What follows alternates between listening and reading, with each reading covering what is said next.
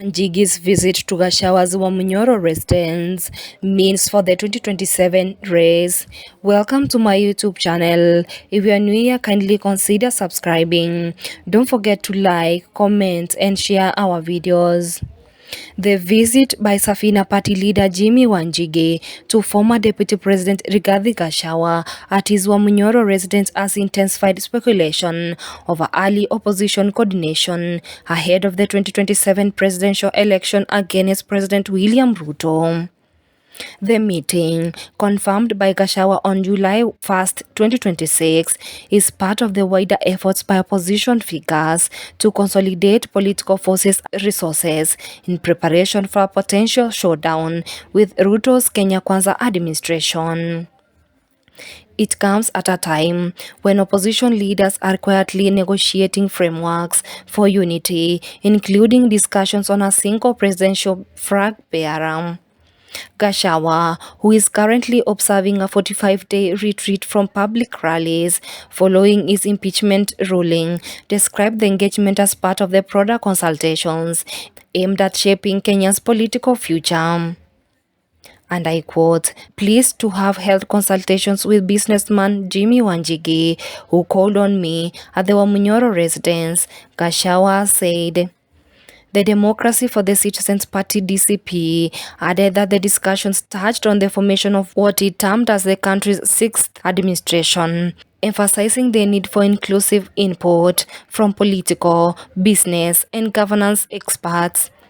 And I quote, "The liberation cause of our country and the formation of the sixth administration are so critical that we must get views from all," he stated. Gashawa has also stepped up nationwide political consultations since leaving government, positioning himself as one of the key figures seeking to rally opposition leaders behind a single presidential bid.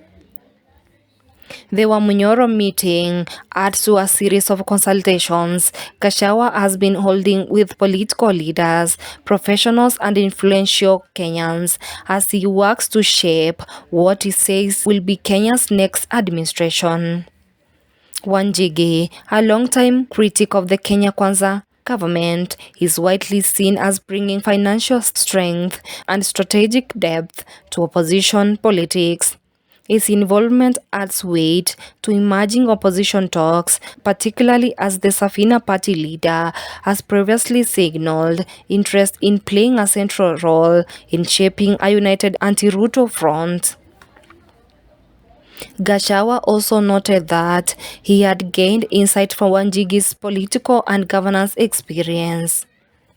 And I quote, "I have greatly benefited from his insights and experience in the formation of governments," end of quote. The remarks highlight the increasing value opposition figures are placing on technocrat and financial input as they seek to build a competitive national campaign structure. On his part, Wanjigi described the meeting as an important discussion focused on Kenya's future, saying leaders must put the country's interests ahead of politics, insisting that Kenya must pursue both political and economic freedom. And I quote, "The liberation of Kenya demands that we all discuss ideas that put Kenya first.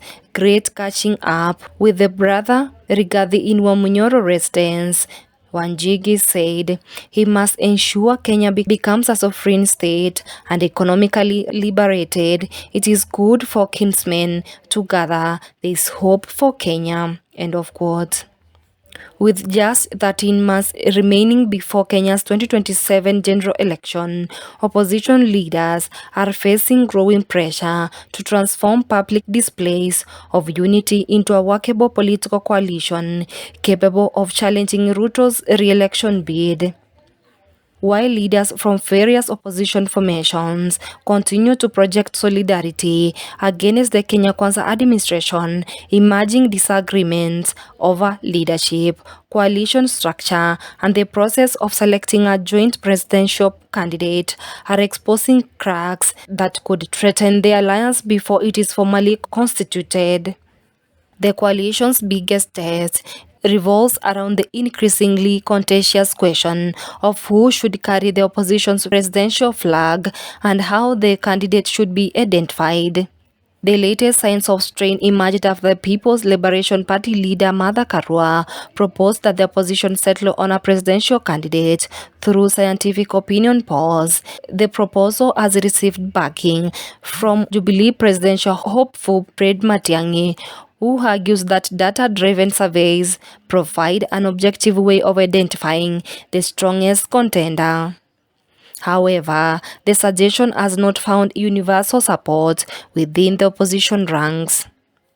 Allies of Wiper leader Kalonzo Musyoka and former Deputy President Rigathi Gashawa are understood to favor a negotiated political settlement based on consensus building, regional voting strength, and coalition bargaining rather than relying solely on opinion polls. The differing positions have highlighted the challenge facing opposition leaders as they seek to avoid the divisions that have historically weakened attempts to unseat incumbent governments. The situation has been further complicated by the emergence of the Linda Mwananchi movement associated with Nairobi Senator Edwin Sifuna, Siaya Governor James Orengo, and a section of leaders drawn from ODM, Wiper, and allied parties. Although both camps insist they remain committed to working together against President Ruto, insiders acknowledge that there is still no formal framework to manage competing interests, ambitions, and ideological differences within the broader opposition movement. Speaking during an interview on a local TV station, Kitui said opposition leaders were under increasing public pressure to remain united but admitted that the mechanisms needed to sustain that unity were still lacking. And I quote, "There is growing public pressure that nobody should walk away from the table," Kitui said, adding that more work was needed to develop structures capable of keeping all stakeholders engaged. His concerns echo earlier warnings from Jubilee Party leader Jeremiah Kioni, who has repeatedly urged that the opposition remains vulnerable because it lacks a formal coalition framework outlining leadership structures, guiding principles, and political objectives. The stakes are particularly high given the advantages President Ruto is expected to enjoy as an incumbent seeking a second term. Opposition leaders are therefore under pressure to demonstrate not only unity but also the organizational discipline required to sustain a credible national campaign. Until another video, don't forget to like, comment, subscribe, and share our videos. Until another video, bye for now.